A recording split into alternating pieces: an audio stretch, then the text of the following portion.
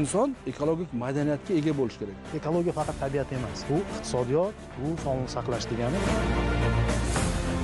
Ekologik ta'lim mavzusida tegishli fanlarni tarkibiga kiritish. Qarorning eng yaxshi tomoni har bitta tizimga to'liq aniq funksiyalar berilganligi bilan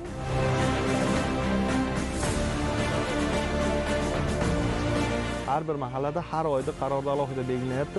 Chiqindidan xoli bo'lgan mahalla deb har oyda bir tozalash aksiyalarini o'tkazish. Assalomu alaykum qadrli teletomoshabinlar, Xalqaro press klub muxlislari.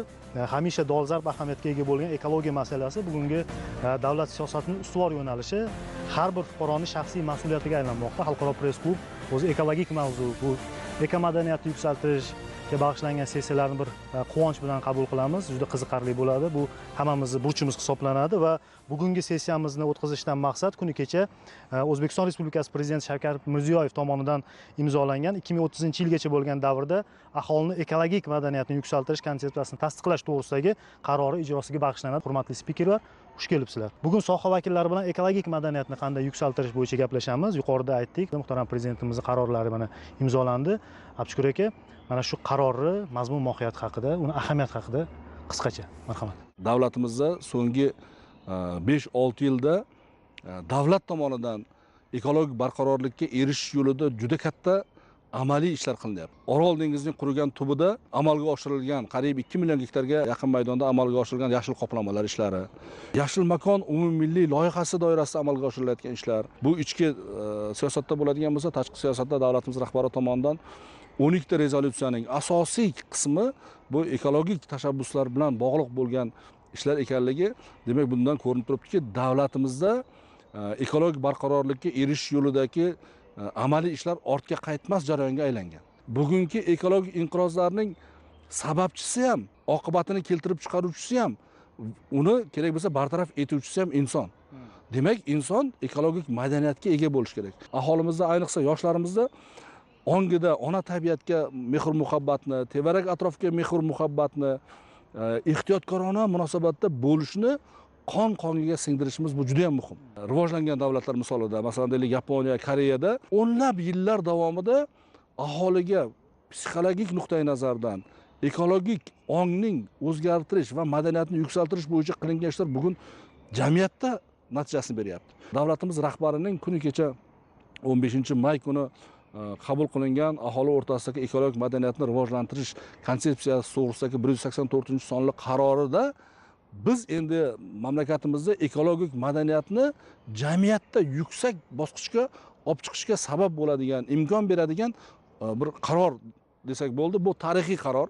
2030-yilgacha bo'lgan muddatda 3.3 million maktabgacha ta'lim muassasasi o'quvchilarimizni, farzandlarimizda ekologik madaniyatni shakllantirish yoki 4.2 million nafar o'quvchilarimizda 400 mingdan ziyod o'rta maxsus kasb hunar ta'limi o'quvchilarida, 1.9 million oliy o'quv yurti talabalarida ekologik madaniyatni yuksaltirish va 90% ga yaqin davlat idoralarida ekologik madaniyatni ommalashtirish va yuksaltirish. Tasavvur qiling, 2030-yilgacha bizda qariyb 10 million 15 million nafar aholimizda demak ekologik madaniyat shakllanadi. Dunyo ilg'or tajribasiga nazar tashlaydigan bo'lsak, masalan, Shvetsiya iqtisodiyotining 99%ni qayta ishlanadigan resurslar tashkil etadi.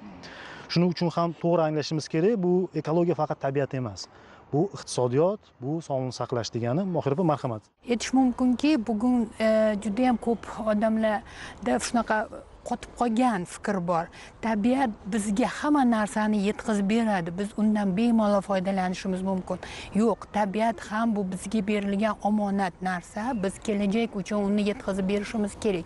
O'zimiz yoshlarga ibrat bo'ladigan, namuna bo'ladigan xatti-harakatlarimizni bugun tiklashimiz kerak bo'lgan bir vaziyatga kelib qoldik. Va aynan mana shu qaror bilan mana shu vazifalarni bajarish har bitta bosqichda, har bitta pog'onada bu ko'rsatib o'tilgan. Bu qarorda shunday tartib qo'yildiki, oiladan tortib davlat xizmatchisigacha, ya'ni katta yoshdagi davlat ishida ishlayotgan xodimlargacha bo'lgan tarmoqda shunaqa yo'l xaritasida belgilangan vazifalari.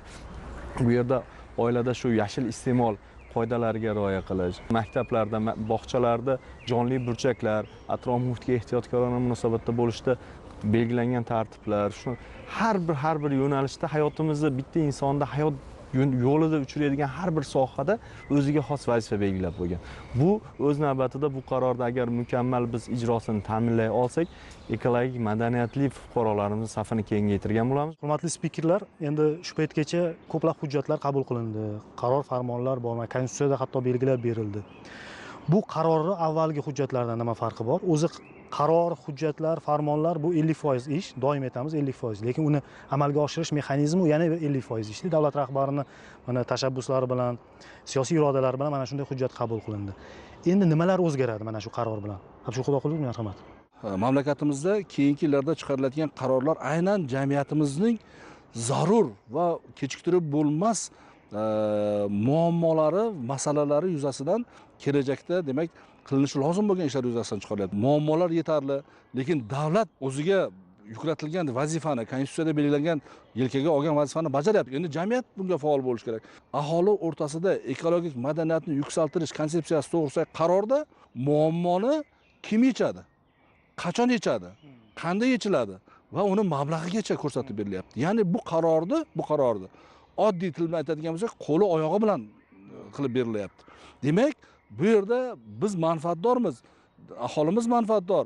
Bu qarorning ijrosidan, demak, qarorga mas'ul bo'lgan davlat idoralarini qilinishi kerak bo'lgan, amalga oshirishi kerak bo'lgan, bajarishi lozim bo'lgan ishlarni aniq ega kesim bilan berilganligi bizni quvontirdi. Qaror qachon ishlaydi? Buni jamoatchilik nazorati joyida bo'lsa.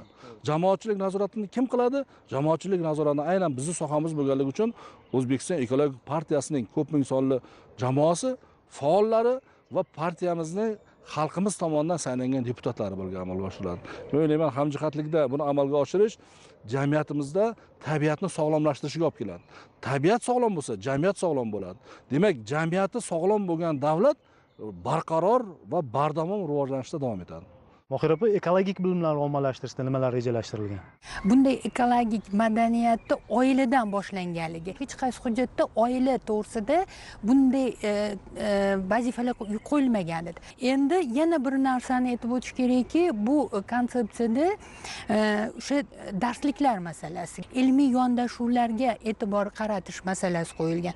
Undan tashqari o'sha kasbiy ta'lim yo'nalishida ekologik ta'lim mavzusida tegishli fanlarni tarkibiga kiritish, oliy ta'lim masalasida volontyor talabalar bo'lishi. Yana bir muhim narsa xalqaro tajriba. O'zligimizni yo'qotmagan holda xorijiy tajribani o'rganish. Bitta daraxtga munosabat.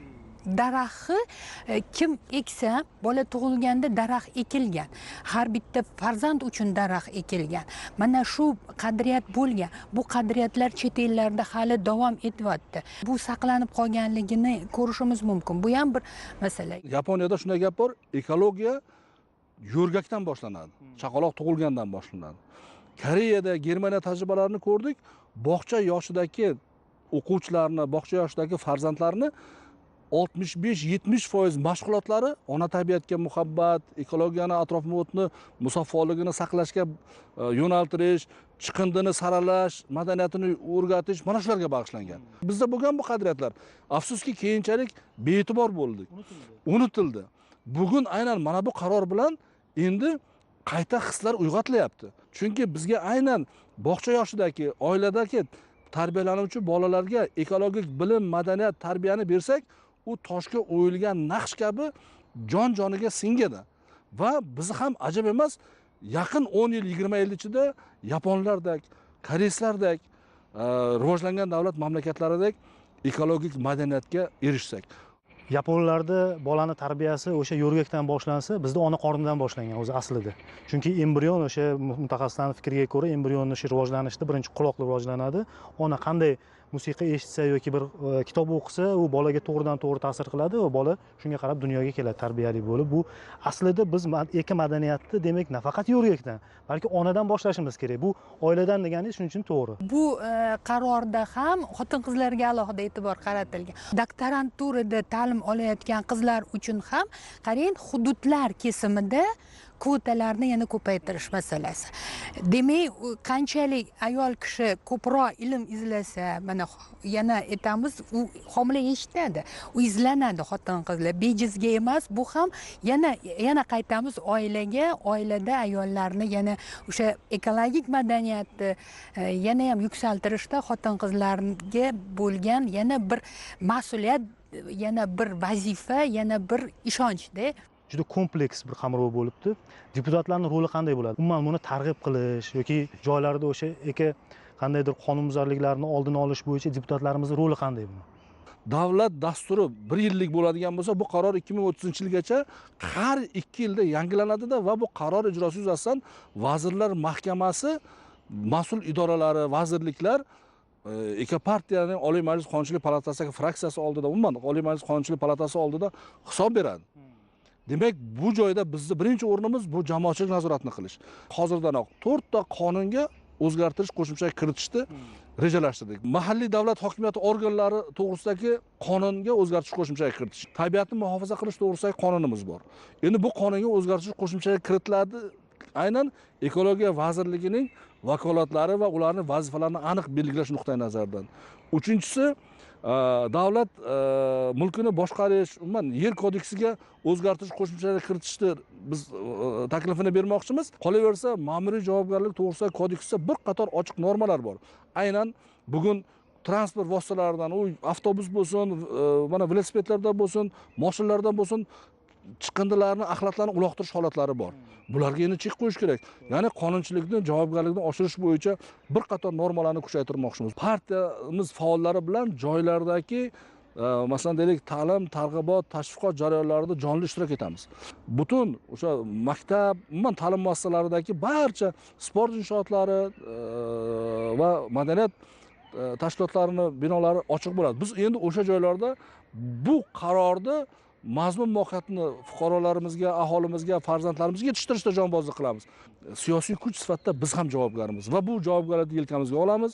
Bu qarorni samarali ijrosi bo'yicha biz yetakchi bo'lamiz va joylarda, hududlarda olib boriladigan ishlarni mahalliy kengashlarimizda, respublika darajasidagi ishlarni esa Oliy Majlis Qonunchilik palatasida eshituvlarni, muhokamalarini parlament nazorati orqali, deputat so'rovlari orqali nazoratini ham olamiz va amalga oshirishga ko'maklashamiz.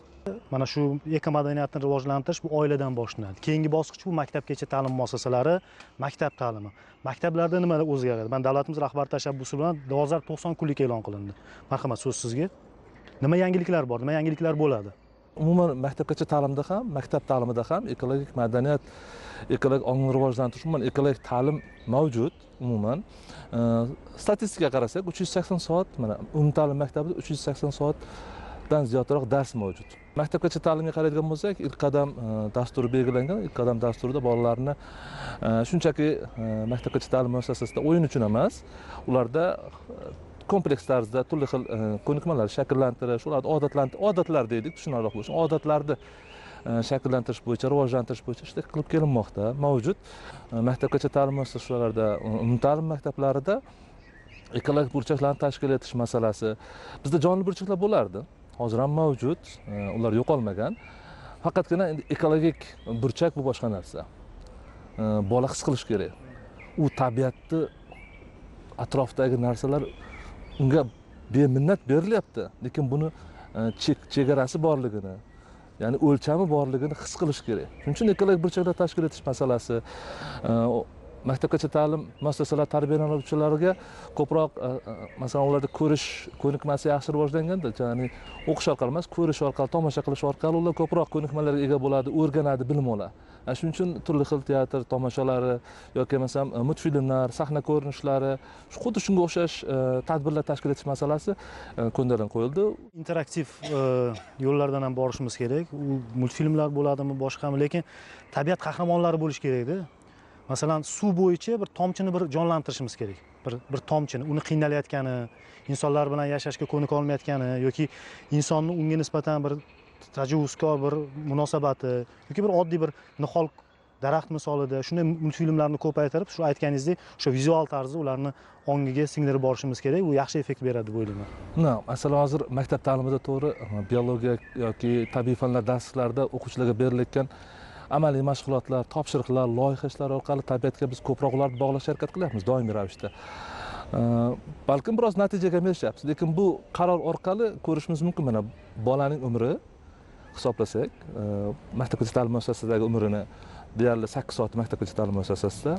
Agar u maktabga chiqadigan bo'lsa, umumta'lim maktablarida uning 6 soat umri maktabda o'tadi. Lekin keyinchalik, ya'ni maktabdan keyingi davr oilada yoki umumta'lim maktablarni tamomlagandan keyin oliy ta'lim yoki o'rta maxsus ta'lim muassasalarda o'tadi. Qarorning eng yaxshi tomoni har bitta bosqich, har bitta tizimga to'liq aniq funksiyalar berilganligi bilan, ya'ni bu funksiyani, ya'ni ekologik madaniyatni, ekologik ongni shakllantirish va rivojlantirish vazifasini har bir qatlamda shakllantirish va rivojlantirish majburiyligini ko'rsatib berdi. O'zi ekologik madaniyatni o'sha fanni o'tadigan ustozlarimizni malakasi qanday o'zi? Ularni qayta tayyorlash qarorda belgilanganmi shu kerak o'zi? O'quvchi yoki talaba eshitgan narsasini 40-45% gacha anglab oladi. Ko'rgan narsasini 50% gacha. Ham ko'rib, ham eshitsa 70-75% gacha anglab o'ziga o'zlashtirib oladi-da. Shu nuqtai nazardan qarorda yuqorida aytgan fikrlaringiz aniq, tiniq egasi kesimi bilan belgilab berilyapti. Kinematografiya agentligiga yoshlar uchun kerakli bo'lgan video filmlar, audio filmlar, animatsion filmlar, multiplikatsion filmlar yaratish va ekologik qahramonlarni yaratish va ularni farzandlarimizga taqdim qilish topshirig'i berilgan. Ular 3 oy muddatda ishlab chiqib taklifini berish kerak. Biz albatta buni kutyapmiz. Ikkinchidan, davlat idoralarida, umuman hududlarda maxsus trenerlar o'qitilib, bepul o'qitilib, davlat hisobidan bepul tayyorlanib, u trenerlar keyin ekologik madaniyatni shakllantirish bo'yicha jamoalarda o'quvlar olib boradi. Biz bu qarorni bajarilishiga vijdonan yondashishimizni biz bugun aholimiz, mas'ullar, o'sha rahbarlar, har bir jamoa a'zosi tushunib yetish kerakki, bugun ortga yo'l yo'q. Tabiatni asrash bo'yicha ko'pchilik ishlarimiz o'tib ketib bo'ldi. Endi biz joyiga to'xtab, orqamizga bir nazar tashlab, qaror ijrosini jamiyatimizda bajarilishini ta'minlashimiz kerak. Endi mana shu ekologik siyosatni amalga oshirishda mahalliy o'zini o'zi boshqarish organlari qanday mas'uliyatga ega? Azizbek, marhamat. Davlat tashkilotlari qilinadigan vazifalar bor bu qarorda.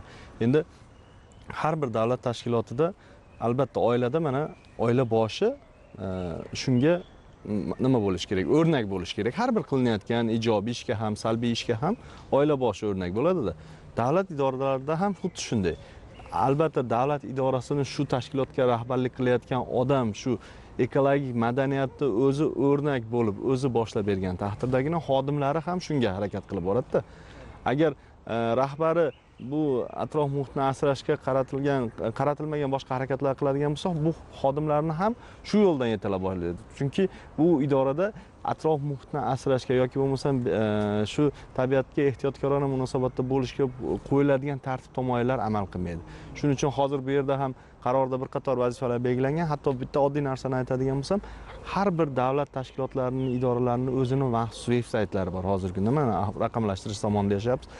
Shu veb-saytlarda har oyda yoki bo'lmasam shu chorakda ekofaol xodim nominatsiyasi berib boriladi. Bu yerda shu xodimni rag'batlantirish, uni qilgan shu idorada qilgan namunali ishlari, qolgan xodimlarga nisbatan shu atrof muhitga bo'lgan qilgan namunali ishlari e'lon qilib boriladi.